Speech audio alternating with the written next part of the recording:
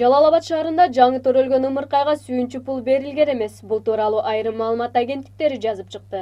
Анда окурман 2018-жылдын 1-январында кыздуу болгонун айтып, бирок 8-январда тиешелүү документтердин баарын чогултуп, Жалал Абад шаарынын социалдык өнүгүү башкармалыгына кайрылганда, ал жердин кызматкерлери жаңы төрөлгөн ымыркайларга сүйүнчү пул берүү боюнча мыйзам күчүнө киргени тууралуу маалыматы жок экенин айткан.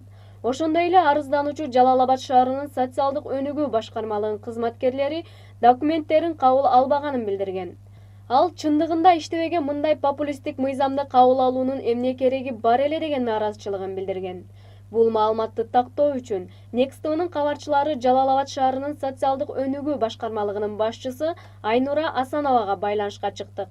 Ал бул окуя кечээ болгонун айтып, ошол учурда кесиптеши 3 айдан бери ооруп жумушка биринчи жолу чыкканына байланыштуу документтин көтөрүп келген жарандан телефон номерин алып, сүйүнчү акча боюнча мен маалыматты тактап кайра сизге байланышка чыгам деп сылык жооп берген, дейт Жалал Абад шаарынын социалдык өнүгүү башкармалыгынын башчысы Айнура Асанова.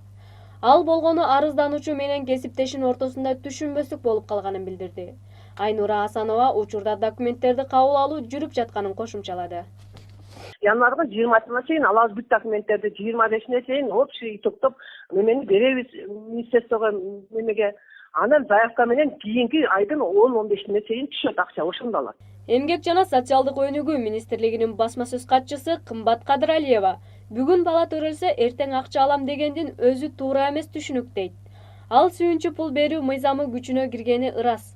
2018-жылы төрөлгөн ымыркайлардын баары бул акчага ээ болот деп билдирди. Кымбат Кадыралиеванын айтымында чогулган документтер 10 күндүн ичинде каралып, ымыркайлардын өздүгүн тактаган документтер бирдиктүү базага киргизилет. Ал мына ушул наристелерге сүйүнчү пул берилсин деп чогулган документтерди Каржы министрлигине жөнөтөрүн белгиледи. Өзү негизи немеде акча жок да. Мунун баары Минфин аркылуу кетет. Минфин аркылуу еще почтовый связь аркылуу кетет. Биз деген мисалы үчүн, например, 10 күндө, допустим, 20 адам кайрылды, 30 бала төрөлүптүр дейбиз, допустим, Жалал Абад шаарында деп коелук да, пример алайын. Ошону биз деген алып туруп, 10 күндүн тегерегинде биз ал заявка жазайбыз Минфинге. Бизге мынча бала төрөлдү бул райондо, мынча акча керек, мынча акча биз төлөп беришибиз деп. Анын баары почта аркылуу кетет. Ошон үчүн убакыт керек да агачы. Маалыматка ылайык, 2018-жылы төрөлгөн наристелердин баары 4000 сом өлчөмүндө сүйүнчү пул ала алат. Ал эми тоолуу аймактарда жашаган жарандар андан да көп акча алуусу каралган.